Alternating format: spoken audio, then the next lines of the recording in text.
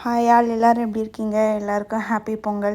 பொங்கல் முடிஞ்சு 1 மாதம் ஆயிடுச்சு. ஆனால் இந்த வீடியோ எடுத்ததே மறந்துச்சு. இப்போ தான் போட டைமும் கிடச்சிது. சரி எடிட் பண்ணி போடலாமேன்னு போட்டேன். இவ்வளோ நாள் எடிட் பண்ணுறதுக்கும் செம மாய்ச்சலாக இருந்தது. எந்த வேலையை செஞ்சாலும் ஒரே சோம்பேறித்தனமாக தான் இருக்குது இப்போலாம்.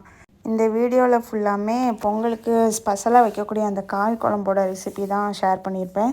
அது மட்டும் தான் எடுத்தேன். அப்புறம் பொங்கல் டே ஃபுல்லாகவே எடுக்கணும்னு நினச்சேன். ஆனால் பாப்பாவை வச்சுட்டு ஒன்றும் கவர் பண்ண முடியல சரியா.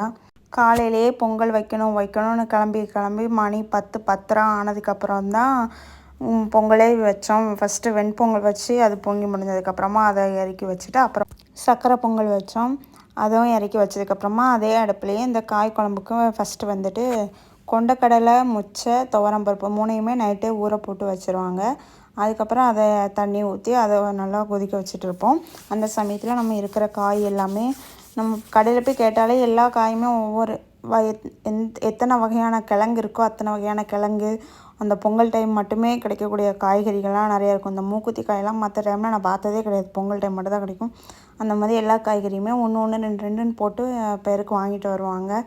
எல்லாத்தையுமே நீட்டாக கட் பண்ணி வச்சுப்போம். ஃபஸ்ட்டு வந்துட்டு எந்த காயெலாம் ரொம்ப வேகிறதுக்கு டைம் ஆகுமோ அதை தான் ஃபஸ்ட்டு கட் பண்ணி போடுவோம். அது அந்த சக்கரவள்ளி கிழங்கு, சேப்பக்கிழங்கு, கருணக்கிழங்கு, இன்னும் என்னெல்லாமோ கிழங்கு இருந்துச்சு புதுசாக.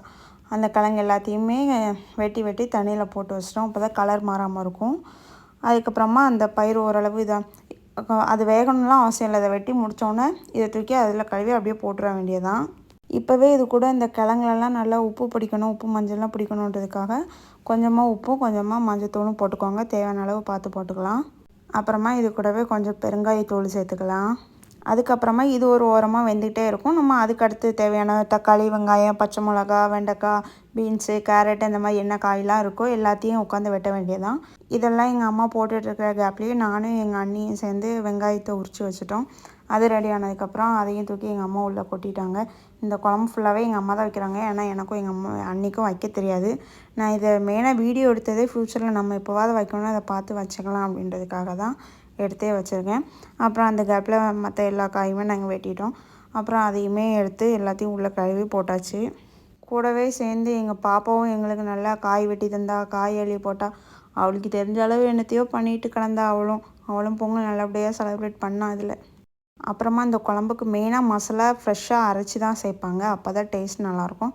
அதுக்கு ஃபஸ்ட்டு வந்துட்டு இது ஜீரகமாக பெருஞ்சீரகமானு எனக்கு தெரியலை, வீடியோவில் தெரியல. அப்போவும் எனக்கு ஞாபகம் இல்லை போட்டதே. சரி ஜீரகம் தான் இல்லை பெருஞ்சீரகம் தான் நினைக்கிறேன். அதை வறுத்துக்கலாம். அப்புறமா காரத்துக்கு ஏற்ற மாதிரி வத்தல் போட்டுக்கலாம். அதையும் லைட்டாக வறுத்து எடுத்துகிட்டு அதையும் ஒரு தட்டில் மாற்றி அது கூடவே கொஞ்சம் மிளகும் போட்டு சேர்த்து வறுத்து அதை ஒரு பிளேட்டில் மாற்றி ஆற வச்சுக்கலாம்.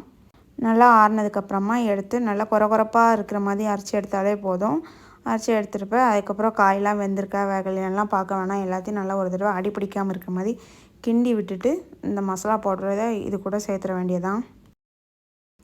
அப்புறமா தேங்காவை துருவி சேர்த்துக்கோங்க. இந்த குழம்புக்கு இந்த மாதிரி மசாலா அரைச்சி போடுறது, தேங்காய் துருவி போடுறது இதெல்லாம் தான் ரொம்ப டேஸ்ட்டாக இருக்க போகுது. தேங்காவை அரைச்சி சேர்த்தா நல்லா இருக்காது. ஆஸ் யூஷுவலாக நம்ம வைக்கிற சாம்பார் மாதிரி ஆனாலும் ஆகிடும்னு நினைக்கிறேன். இந்த மாதிரி தேங்காய் துருவி சேர்த்துக்கலாம். அதுக்கப்புறம் கொஞ்சமாக புளியும் சேர்த்துக்கோங்க. அதுக்கப்புறம் கடைசியாக இந்த தாளிப்பு நிறைய நல்லெண்ணெயோ இல்லை தேங்காய் எண்ணெயோ எதையோ ஊற்றி அதில் கொஞ்சமாக கடுகு, கருவேப்பிலை, வெங்காயம், வத்தல் எல்லாமே போட்டு நல்லா தாளிக்கணும்.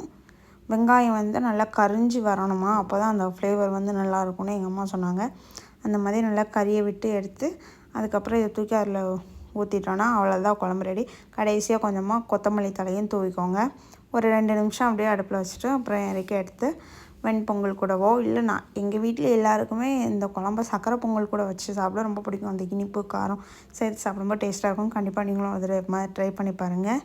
இந்த ரெசிபி உங்களுக்கு பிடிச்சிருந்துச்சுன்னா லைக் பண்ணிட்டு நம்ம சேனலை சப்ஸ்கிரைப் பண்ணிக்கோங்க. டாடா பபாய்.